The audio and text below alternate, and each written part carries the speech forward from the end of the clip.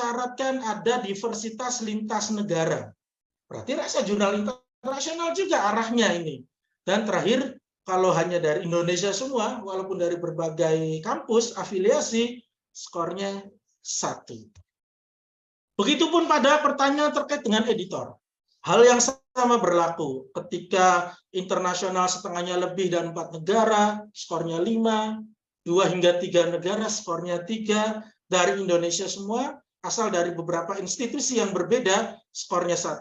Dari Indonesia semua, tapi dari kampus penerbit semua, nggak ada skornya, ini harusnya ada lagi di sini. Artinya memang nggak bisa terakreditasi kan, kalau editornya dari satu kampus yang sama. Nah, visi ini jelas mensyaratkan mengantarkan jurnal kita sebagai sedang mempersiapkan jurnal internasional menurut saya. Izin Kang Busro 5 menit lagi. Boleh. Oke, 5 menit siap. Biasa 5 menit lagi ya. Ya. Oke, dari sini kalau ada yang nanya, berarti Kang Busro kalau kita mau Sinta 2, kalau kita mau Sinta 1, harus penulisnya 4 negara, harus editornya 4 negara, harus reviewernya 4 negara? Jawaban saya tidak. Untuk mencapai Sinta 2, Sinta 1, Sinta berapapun, harus sesuai nilainya. Kalau mau Sinta 2 harus minimal 70 jawaban saya. Kalau mau Sinta 1 harus minimal 85 jawaban saya. Nah, ini nilai-nilai ini hanya soal peluang. Bagaimana caranya kita mendapatkan nilai minimal 70 kalau nilai-nilai di sini saja kita tidak maksimal? Kan gitu peluangnya. Ketika kita mitra bestarinya 4 negara, maka peluang Sinta 2-nya menjadi semakin besar. Gitu. Ngomongin peluang sebenarnya, bukan ngomongin wajib. Ketika penulisnya lebih dari 5 negara, maka peluangnya menjadi semakin besar lagi. Ketika editornya lebih dari 4 negara, maka lagi-lagi peluangnya menjadi semakin besar. Jadi bukan wajib Sinta 2 untuk Sinta 2, wajib Sinta 2. Wajib ada orang luar negeri untuk Sinta 2. Itu enggak gitu kesimpulannya. Ini takut ada teman-teman yang memahaminya secara berbeda, mengarah ke sana. Untuk Sinta 2 harus minimal 70. Udah clear sampai di situ. Untuk mendapat nilai 7 gimana? Bisa dari mana saja. Bisa jadi ini penulisnya dari Indonesia semua, tapi karena nilai yang lainnya gede-gede, akan menjadi minimal 70, ya tetap Sinta 2. Bisa jadi mitra bestarinya, reviewernya dari Indonesia semua, tapi bagian yang lainnya mencapai nilai yang maksimal, sehingga tetap mendapatkan minimal 70, ya tetap Sinta 2, dan begitu seterusnya. Ya. Terakhir, ini urutannya nggak tertib ini, nggak apa-apa. Terakhir, berdasarkan judul kita, strategi efektif ya, bagaimana kita bisa meningkatkan performa akreditasi. Pertama menurut saya adalah kita pahami dulu kitab sucinya. Ya pedoman. Ngaji di situ. Dipahami apa yang dimaksud dengan pertanyaan ini. Kondisi apa yang menyebabkan nilai kita tinggi terhadap pertanyaan ini. Ya, dipahami matan dan sarahnya lah. Kalau nggak bisa memahaminya, ya belajar ke yang bisa menuntunnya. RJ itu ada banyak tutor-tutor yang kompeten di situ. Silahkan diundang di daerahnya untuk kita bedah bersama bagaimana matan dan sarahnya ini. Ketika sudah kita pahami matan dan sarahnya, pedoman itu ya, secara benar-benar identifikasi kelemahan-kelemahan di jurnal kita ya dengan cara evaluasi diri. Mana nih kelemahan-kelemahannya udah dicatat nih. Kelemahannya ada 20 misalnya. Dari 20 itu mana yang bisa kita perbaiki yang sifatnya masa lalu, manajemen. Oh ini, berarti segera diperbaiki. Mana yang sifatnya jangka panjang, kayak substansi, ya berarti ini untuk edisi berikutnya. Lakukan pemilihan-pemilihan semacam itu. Buat target perbaikan tadi, mana jangka pendek, mana jangka menengah, mana jangka panjang. Itu harus dibuat target-target tertentu. Kemudian, nilai yang pasti harus dipegang. Nah ini, kalau yang hanya baca slide ini nggak ngerti mungkin maksudnya apa. Tapi yang hadir di sini harusnya ngerti. Nilai yang pasti itu adalah nilai yang tidak multitafsir. Sedangkan nilai yang tidak pasti adalah nilai yang multitafsir tadi. Misalnya, geografi tadi ya, ketersebaran itu menurut saya nilai yang pasti. Sedangkan novelty atau kebagusan, kebaikan, sebuah artikel itu nilai yang tidak pasti. Ini pendapat saya pribadi ya, bisa tidak setuju. Karena diversitas negara, 4 negara, 5 negara itu setiap kepala orang saya rasa sama. Bahwa negara Burundi yang tadi malam main bola itu adalah sebuah negara yang berbeda dengan negara kita Indonesia. Bukan salah satu kabupaten, kota, atau provinsi yang ada di Indonesia. Sehingga ketika ada penulis dari Burundi, itu sah jadi 2 negara, Indonesia dan Burundi berarti. Itu kan nilai yang pasti. Sedangkan nilai yang tidak pasti, dalam hal ini ya, salah satu contohnya saja, mohon maaf, bisa jadi novelty, kontribusi ilmiah, itu sebenarnya pasti indikatornya, jelas indikatornya. Tapi kepala saya dengan kepala Mas Arbain bisa berbeda, karena background keilmuan kita berbeda, karena pengalaman kita berbeda. Ketika menghadapi sebuah artikel, menurut saya nih artikel ini keren ini Mas Bain, bagus banget ini. Tapi menurut Mas Bain, ini mah artikel lama, ini mah biasa-biasa saja. Nah, standarnya bisa sama, tapi penilaiannya bisa jadi berbeda. Maka bagi pengelola jurnal harus bisa memastikan bagian nilai mana saja yang sudah pasti. Kalau kita sudah identifikasi, maka pegang bagian itu. Perbaiki sebisa yang mungkin bisa dilakukan. Nilai yang tidak pasti, itu pun demikian. Perbaiki dengan yang mungkin bisa kita lakukan. Tapi ketika kita mengevaluasi diri terhadap nilai-nilai yang tidak pasti, ya jangan ambil nilai-nilai yang tinggi. Ya. Terus nilai yang mana?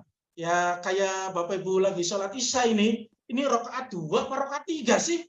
Gara-gara tadi bukannya kebanyakan kekenyangan jadi ngantuk, jadi bingung ini rakaat 2 apa rakaat 3. Dalam kaidah fikih, ketika kita bingung ngambil rakaat 2 apa rakaat 3, maka pilihlah rakaat 2. Dalam hal ini, ketika Bapak Ibu menilai evaluasi diri terhadap nilai-nilai yang tidak pasti dan menghadapi keraguan semacam tadi, maka ambil nilai-nilai yang rakaat 3 tadi, nilai yang aman, bisa dibilang seperti itu. Terakhir, libatkan tutor. Ada banyak tutor kok di berbagai wilayah di Indonesia. Bisa tutornya RJI, bisa lembaga yang lain, bisa kampus lain, bisa pengelola jurnal lain yang terlebih dahulu sudah bagus. Itu bisa dilibatkan untuk membantu kita dalam membimbing pengelolaan jurnal, membimbing akreditasi, membimbing indeksasi, dan salah satu niat teman-teman dalam mengikuti kegiatan ini ya dibimbing kan salah satunya. Ini sudah di jalurnya yang betul. Dalam kegiatan ini kan ada beberapa narasumber tuh, ada beberapa yang hadir, yaitu setidaknya orang-orang yang ada di sana bisa dijadikan pembimbing di situ. Ada Kang Ikhwan Arif ya, udah Ikhwan Arif, editor Doaj, ada Mas Bain ketua RJI ya, ketua umum, ada Mas Helmi di UIN Wali Songo, ada Kang Dudu ya di Fajar Saputra di Jakarta. Butuh wilayah yang lain, silakan hubungi RJI barangkali untuk bisa memberikan nama yang terdekat dengan daerah tersebut. Oke, itu ya. Ya, Kang Busro. Mungkin karena kita terikat dengan waktu nih, Kang Busro. Boleh kita moving ke sesi selanjutnya? Siap. Mohon izin. Oke. Baik, terima kasih Kang Busro. Baiklah Bapak Ibu hadirin yang berbahagia, to the point saja. Kita akan beralih ke sesi tanya jawab. Kita buka 2 pertanyaan dulu kali ya, karena ini kan kita akan ending di pukul 17.00. Jadi kita buka 2 penanya langsung, karena kalau kita melihat dari jumlah peserta dari 313 peserta ini dengan jumlah pertanyaan by chat ini lumayan banyak, 36 chat kita yang mau live bertanya langsung ke Kang Busro ya. Yang pertama dari tadi resensi ini adalah Ibu Librina Tria Putri. Boleh silakan Ibu Librina. Silakan Ibu Librina Tria Putri. Halo, orangnya masih ada? Nggak kedengaran suaranya, Bu. Mohon izin, silakan Ibu Librina, atau mungkin panitia boleh bantu untuk mengaktifkan mikrofonnya dari Ibu Librina. Sudah dicoba kembali Ibu Librina. Ya, silakan Ibu Librina, masih ada orangnya? Masih aktif? Iya, tapi silakan, di sini tampilan layar nggak ada ya, Mas? Apa saya yang salah ya? Kenapa? Tampilan layar saya nggak ada. Oh hanya iya, nggak apa-apa. Nggak apa-apa. Ya, nggak apa-apa, silakan Ibu. Baik, terima kasih. Assalamualaikum warahmatullahi wabarakatuh. Waalaikumsalam warahmatullahi wabarakatuh. Saya senang sekali ada acara ngabuburit ini. Selamat sore Pak Busro. Biasa kita chat by WA saja. Pak Busro udah banyak membantu saya nih. Ya, publish Sore. saya. Terima kasih banyak. Mudah-mudahan amal jariahnya diinikan Allah Subhanahu wa taala. Amin. Baiklah, saya kan baru nih sebagai KLPPM dan ada beberapa jurnal akan kami bangun. Ada juga jurnal yang sudah ada. Nah, mungkin bagi yang lain udah ini hal yang baru banget gitu, tapi saya mohon penjelasan. Jadi ada beberapa yang jurnal kami sudah vakum, salah satunya inovasi jurnal STIE Bangkinang. Jadi saya dari STIE Bangkinang, tepatnya 65 km dari Kota Pekanbaru. Nah, di situ ada beberapa yang mungkin mungkin ya masih bisa di hosting, terus kemudian ada tidak rutin lagi karena syarat untuk mencapai akreditasi nantinya kan 4 semester atau 2 tahun itu harus konsisten, mungkin berapa volume per semester atau per tahunnya berapa, kemudian berapa artikel yang harus ini itu konsistensi. Nah, di situ saya melihat bahwa di dalam jurnal kami itu sangat banyak sekali keterbatasan. Apakah itu masih bisa diperbarui nih Pak Busro atau diganti dibuat jurnal baru saja gitu? Terima kasih Pak. Baik, terima kasih Bu Librina. Langsung aja Kang Busro ya untuk jawabnya. Boleh, silakan Kang Busro. Mikrofonnya masih nonaktif. Sip. Ya. Iya. Silakan. Ini kendala bersama ya. Menurut saya banyak orang juga yang mungkin mengalami kendala serupa ketika kita mengelola jurnal, diwarisi sebuah jurnal, kita didapatkan pengelolaan jurnal yang gimana ya, kurang baik lah ya. Maka setidaknya ada 2 solusi kalau kita mengacu kepada akreditasi. Pertama, kita bisa teruskan yang sudah ada. Kita lakukan meneruskan ini ketika setidaknya punya histori yang nggak bisa dihapus begitu saja misalnya. Nah, itu kita teruskan. Kalau kita mau memutuskan teruskan, kita harus perhatikan terakhir kali terbitnya itu kapan. Sebagai misal terakhir terbitnya itu 2021, karena kebetulan 2021 ada akreditasi prodi. Akreditasi prodi biasanya pada bikin jurnal baru. Prodinya sudah terakreditasi, tinggal jurnalnya gitu aja. Ini contoh, 2021 itu volume 1 nomor 2 misalnya terakhirnya terbitnya. Sekarang kita ditugasi menjadi pengelola jurnal, ditugasi menjadi ke LPPM dan yang lain-lainnya. Gimana menghadapi jurnal kayak gini? Solusinya adalah bisa diteruskan. Ketika kita memutuskan meneruskan di 2023 ini, misalnya ya, maka kita ambil volume 2 nomor 1. Asumsinya di 2022 kita nggak terbit. Jadi ininya tetap nyambung. Ini 1, ini 2. Maka kita tidak akan dihantui sama debt collector. Karena kita nggak ngerasa utang, kita statement, dulu nggak terbit kok, dulu tidur kok kita. Nah, itu ini. Tapi ketika Ibu Librina sekarang menuliskan volume 3 nomor 1, maka akan terus dikejar-kejar masa lalu. Kalau di sini 1, di sini 3, seharusnya di sini ada 2 dong. Gitu. Iya, benar. Nah, gitu. Harusnya gini, maka walaupun Ibu sudah menerbitkan ini, maka mau nggak mau Ibu harus bayar utang di bagian ini. Karena kita salah mengambil reposisi di tahun ini. Jadi kalau mau enak, nggak dikejar-kejar utang, posisinya kayak gitu. Itu opsi pertama, ketika meneruskan. Itu menjadi sebuah yang niscaya. Kalau nggak diterusin, dana nggak cair misalnya. Karena ini dulu yang bikinnya adalah seseorang yang titik-titik misalnya. Ya, maka harus diteruskan yang model gini. Atau kalau mau bisa, buat jurnal baru. Ya nggak masalah juga. Ketika kita meneruskan ini, ya kita sebenarnya sedang meneruskan masa lalu, yang masa lalunya itu kelam itu. Lah, daripada ngurusin masa lalu yang kelam, mending kita tatap masa depan dengan kita rencanakan sejak hari ini. Itu juga nggak masalah. Nah, tapi kalau teman-teman ingin akreditasi, ya akreditasi kan 2 tahun terakhir ya.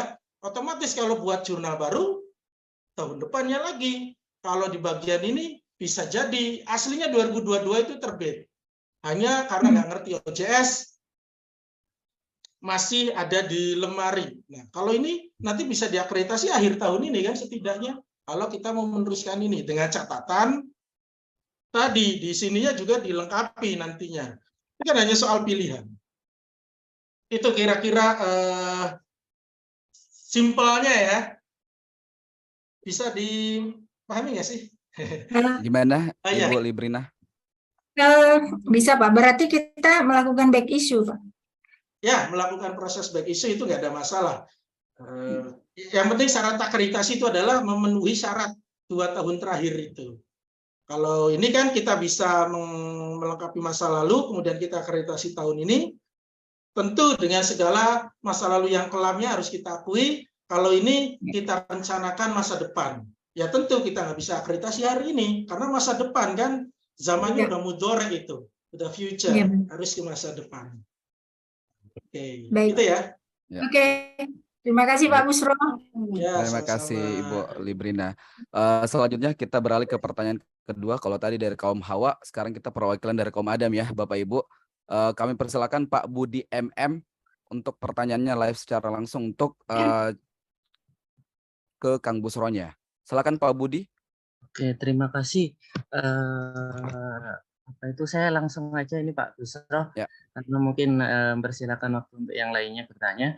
Jadi pertanyaan saya ada yang pertama itu, jika jurnal itu sudah ada lebih dari 2 tahun gitu, nah apakah nanti ketika akreditasi, ini belum pernah terakreditasi, nah apakah nanti kalau misal terakreditasi itu akan mengecek semua jurnal di 2 tahun sebelumnya, misal di tahun ketiga dan sebelumnya, dan apakah juga nanti dicek doi-doi jurnal-jurnal yang sebelumnya itu apakah semua dicek, dan juga jurnalnya itu apakah dicek gitu.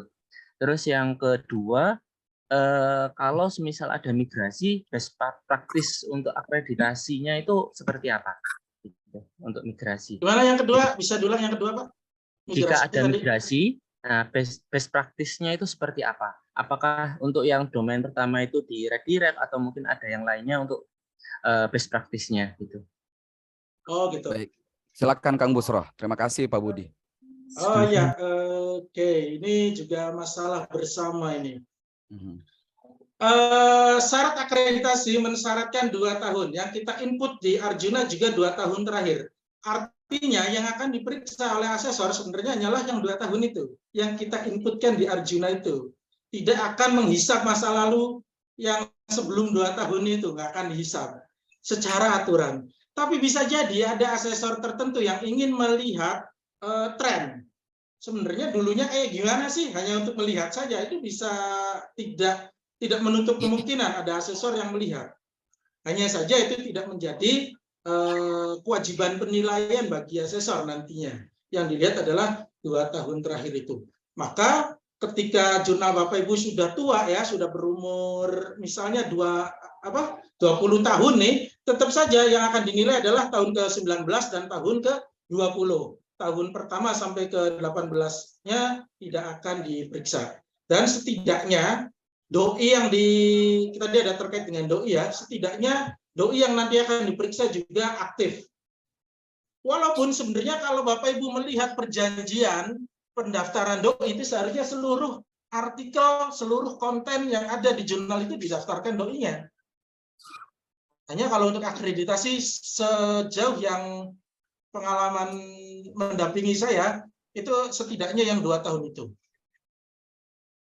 Karena kita syafi'iyah, kita percaya ikhtiyat, kehati-hatian. Yang diperiksa hanya 2 tahun terakhir, ya sudah doi-nya aktifkan saja. 10 tahun terakhir, 5 tahun terakhir. Ya, biar untuk mengurangi potensi-potensi ada yang meriksa kemana-mana kan, nggak masalah. Bahkan kalau kita melihat perjanjian kita dengan cross-ref, pilanya itu ya, kalau kita membaca dengan teliti seharusnya diaktifkan saja seluruh artikel yang ada. Itu. Yang kedua, pengaktifkan doi seluruh artikel, ada efek ada efek melebarnya nantinya. Dengan semua artikel doi-nya aktif, maka potensi citasi di dimensionnya menjadi lebih tinggi. Nah, tadi saya lupa ya, karena waktu yang singkat, pengukuran akreditasi salah satunya adalah pengukuran citasi. Di dalam pedomannya, ya hanya citasi saja. Ketika citasinya sekian, pahalanya sekian. Ketika citasinya sekian, pahalanya sekian, hanya itu. Tapi kalau nanti didampingi ya teman-teman itu sama tutor, misalnya nanti dikasih tahu syarahnya, bahwa alat ukur citasi untuk hari ini adalah dimension salah satunya, bukan Google Scholar lagi, tidak digunakan itu. Nah, kalau kita memahami cara kerja dimension, itu dia ngambil datanya dari Crossref. Artinya ketika artikel Bapak Ibu aktif doi-nya, maka potensi citasi dan disitasi, mensitasi dan disitasinya menjadi lebih tinggi. Nah, itu nanti efeknya ke situ. Doi itu tidak semata-mata menjadi sebuah syarat. Doi juga menjadi sebuah rukun nantinya. Syarat akreditasi kan ada doi-nya. Ternyata rukun artinya pedomannya ya, amalan-amalan ketika penilaiannya itu ngomongin doi, ada pertanyaannya sendiri, ngomongin citasi juga terkait dengan crossref terkait dengan doi. Nah, itu nyambung nantinya. Kemudian ada juga pertanyaan terkait dengan pengindeks internasional. Ketika Bapak Ibu jurnalnya sudah doi aktif, maka otomatis sebenarnya secara takdir, nih saya ngomong takdir nih, takdir itu terindeks dimension. Hanya takdirnya ini nunggu waktu sinkronisasi. Jadi doi itu nanti bisa ada 3 keuntungan. Keuntungan sebagai sebuah syarat, keuntungan sebagai sebuah rukun pertanyaan terkait dengan doi-nya itu sendiri, keuntungan sebagai pertanyaan di pengindeks, dimension itu jadi internasional, nilainya menjadi 6, kemudian keuntungan menjadi citasi. Nah, itu doi itu melebar kemana-mana sebenarnya. Itu ya. Yang kedua terkait dengan migrasi, sebaiknya sih ketika kita migrasi, yang dimigrasikan sistemnya ya, bukan URL-nya seharusnya. Kalau kita hanya ngomongin migrasi, atau URL-nya juga berubah? URL-nya berubah itu karena nama domainnya. Oke, berarti itu pindah ya, itu memang migrasi dengan pindah. Ya, migrasi kan pindah ya. Ya, berarti setidaknya menginformasikan di website lama, misalnya ya, jangan dulu ditutup, atau sebelum di redirect-kan juga bisa, jangan dulu ditutup, bahwa ada informasi jurnal ini berubah menjadi ke sini gitu. Sehingga ketika asesor memeriksa pun masih ketemu website aslinya, website yang barunya, itu yang pertama. Yang kedua, bisa nggak sih migrasi itu kalau nggak ada momentum-momentum gitu, misalnya ya, belum ada, mumpung lagi pada nggak akreditasi, akreditasi ditutup, kita berubah misalnya. Jadi ketika kita daftar akreditasi, otomatis dengan link yang baru, itu kan bisa dilakukan manajemen waktu, kapan sebaiknya migrasi yang tepat. Tapi kalau memang nggak ketemu waktu yang tepat ya tadi, diinformasikan di website lamanya misalnya, bahwa atau didirectkan ketika orang mengakses website lama itu mendapatkan alamat yang baru di ini. Nah, teknis seperti ini mohon maaf tidak terlalu paham ya, karena dari Usuluddin, dari agama, teknis-teknis semacam itu nanti mungkin bisa dikonsultasikan dengan IT di tempatnya, atau mungkin dengan IT RJI. Kita ada banyak kok. Saya kalau ngobrolin gini ya Kang Dudu, nanti di sesi terakhir ya, itu menjelang orang mudik itu kayaknya Kang Dudu pertanyaan ini bisa lebih menjawabnya dengan lebih presisi. Itu saja. Baik, terima kasih Kang Busro. Seperti itu ya Pak Budi ya. Siap, terima kasih. Ya baik, karena waktulah yang membatasi kita untuk sore hari ini. Nanti Bapak Ibu kalau ingin berdiskusi langsung boleh langsung menghubungi Kang Busro. Ada nomor kontak dan email di layarnya masing-masing. Boleh dicatat, boleh difoto, di screenshot. Nanti boleh langsung berdiskusi atau dapat menghubungi Pengda atau pengurus daerah RJI di daerahnya masing-masing. Seperti itu, baiklah, terima kasih Kang Busro untuk waktunya hari ini di Ngabuburit di sesi pertama Relawan Jurnal Indonesia. Terima kasih banyak. Dan baiklah Bapak Ibu hadirin, kita beralih ke sesi terakhir, yaitu sesi door prize. Nah, inilah sesi yang ditunggu-tunggu ya Bapak Ibu. Mohon bisa di stop share screen ya. Baiklah, door prize-nya simpel sekali. Jawaban yang paling benar dan paling cepat dituliskan dalam kolom chat akan mendapatkan door prize dari panitia nantinya. Jadi silakan aktifkan chatnya, aktifkan segalanya seperti itu untuk menjawab yang paling cepat dan paling tepat jawabannya. Nah, langsung saja soal yang pertama adalah, semua sudah lihat ya Bapak Ibu di layarnya, saya sudah share screen, sudah terlihat? Di share screen Pak Ardi, di share screen. Sudah lihat? Sudah terlihat semuanya Bapak Ibu? Sudah, Bapak. Oke, baik. Soal pertama terkait dengan tebak gambar. Silakan menyusun gambar yang paling benar di bawah ini. Jawabannya ada di sini, pilihan ganda, ada A, B, C, atau D di sudut kanan bawah. Silakan disusun. Yang paling cepat dan yang paling benar nanti teman-teman dari panitia akan membantu melihat di kolom chat, baik yang live secara Zoom maupun yang di YouTube. Silakan menuliskan saja yang paling cepat dan paling benar. Oke, silakan disusun saja puzzle yang lumayan simpel ini. Yang pastinya adalah dari logo Arjuna itu sendiri atau akreditasi jurnal nasional. Oke, sudah ya Bapak Ibu, karena chatnya lumayan banyak masuk ini. Kita mencari paling benar aja. Oke, dan jawabannya adalah C. 4, 1, 2, 5, 3. Oke. Inilah jawabannya tadi dari puzzle-nya. Dan kita beralih ke door prize yang kedua. Jadi selamat ya untuk pemenangnya, nanti akan diinfokan oleh panitia siapakah yang berhak mendapatkan door prize yang pertama tadi dan kedua dan ketiga selanjutnya. Oke, langsung saja untuk door prize kedua, soalnya adalah silakan tuliskan. Oke. Ini dia. Door prize yang kedua, tuliskan nama lengkap dengan titelnya serta jabatannya di RJI yang membuka acara Relawan Jurnal Indonesia Ngabuburit Jurnal Ilmiah tadi secara resmi. Silakan yang paling cepat dan tepat, tidak salah namanya, tidak salah titelnya, tidak salah jabatan strukturalnya di RJI, itulah yang mendapatkan door prize kedua. Silakan Bapak Ibu menuliskan siapa cepat dia dapat. Ini lengkap ya. Lengkap, yang paling lengkap nanti ada teman-teman panitia untuk membantu melihatkan siapakah kira-kira yang mendapatkan door prize dari Relawan Jurnal Indonesia untuk edisi pertama Ngabuburit Jurnal Ilmiah ini, yang pastinya diselenggarakan oleh Relawan Jurnal Indonesia. Wow, lumayan kencang ya Bapak Ibu kalau kita melihat ini chatnya. Memang semua sudah handal menjadi pengelola jurnal ya. Ada yang menuliskan tanpa titel, ada yang menuliskan tidak lengkap dengan jabatan strukturalnya. Ingat, ada jabatan strukturalnya.